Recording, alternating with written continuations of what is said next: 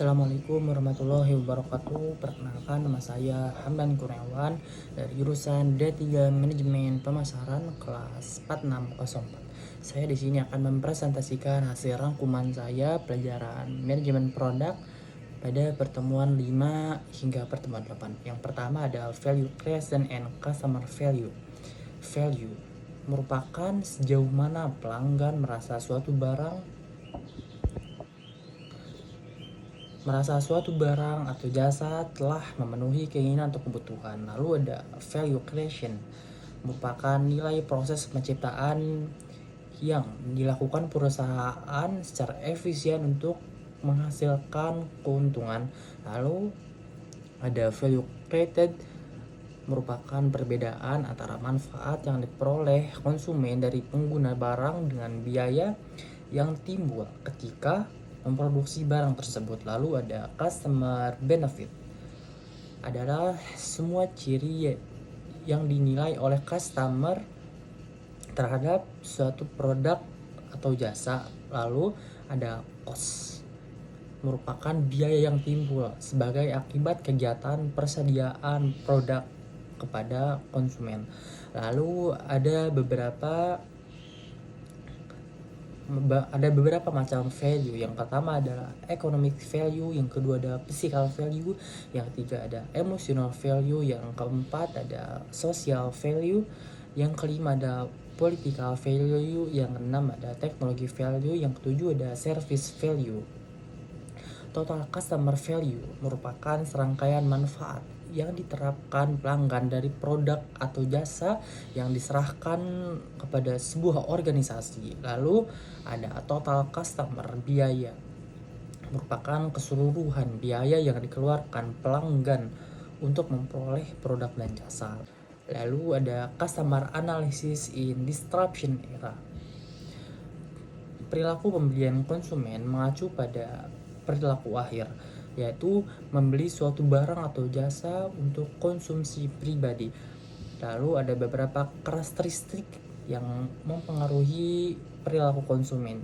Di antaranya merupakan culture, sosial, personal, psikologikal, dan buyer. Lalu ada beberapa teknik untuk mengetahui harapan-harapan dari para pelanggan. Yang pertama ada survei pelanggan, yang kedua ada analisis data, yang ketiga ada focus group, yang keempat ada analisis media marketing channel, yang kelima ada menjalin hubungan dengan pelanggan. Lalu ada market potential and sales forecasting di era disruption teknologi. Forecasting adalah jumlah total penjualan yang diharapkan untuk dicapai dalam berbagai kondisi pada waktu yang ditetapkan, sedangkan potensial merupakan jumlah maksimum penjualan layak untuk didapatkan dalam berbagai kondisi pada waktu yang telah ditetapkan. Dan ada metode dalam menilai pasar potensial dan potensi penjualan. Analisis penilaian berdasarkan A, tentukan calon pembeli atau pengguna produk potensial. B, tentukan berapa banyak dalam setiap kelompok pembeli potensial yang ditentukan berdasarkan langkah dalam menentukan pelanggan potensial.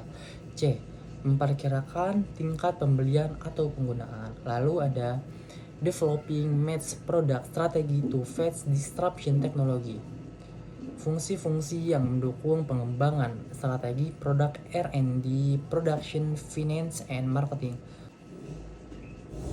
Dan ada beberapa elemen strategi produk. Yang pertama, statement of the objective. Yang kedua, selection of strategies alternative. 3, selection of customer target. Keempat, choice of competitor target. Yang kelima, statement of the core strategy. Yang keenam, description of supporting marketing mix. Yang ketujuh, description of supporting functional program. Lalu ada 3 cara pemilihan target pelanggan. Yang pertama adalah ukuran atau pertumbuhan segmen. Yang kedua, peluang untuk memperoleh keunggulan kompetitif. Yang ketiga, sumber daya yang tersedia.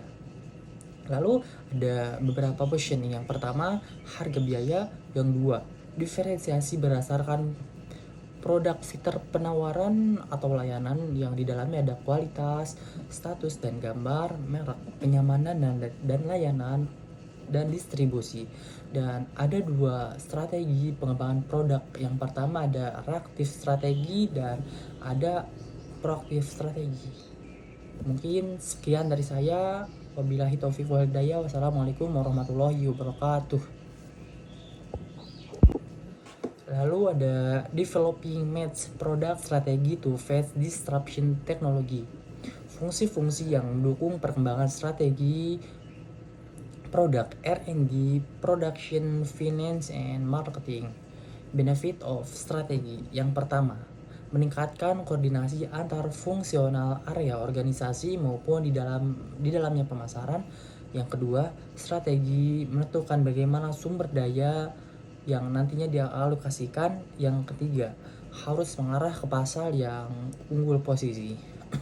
Lalu ada beberapa elemen strategi produk. Yang pertama, statement of the objective, selection of strategies alternative, selection of customer target, choice of competitor target, statement of the core strategy, description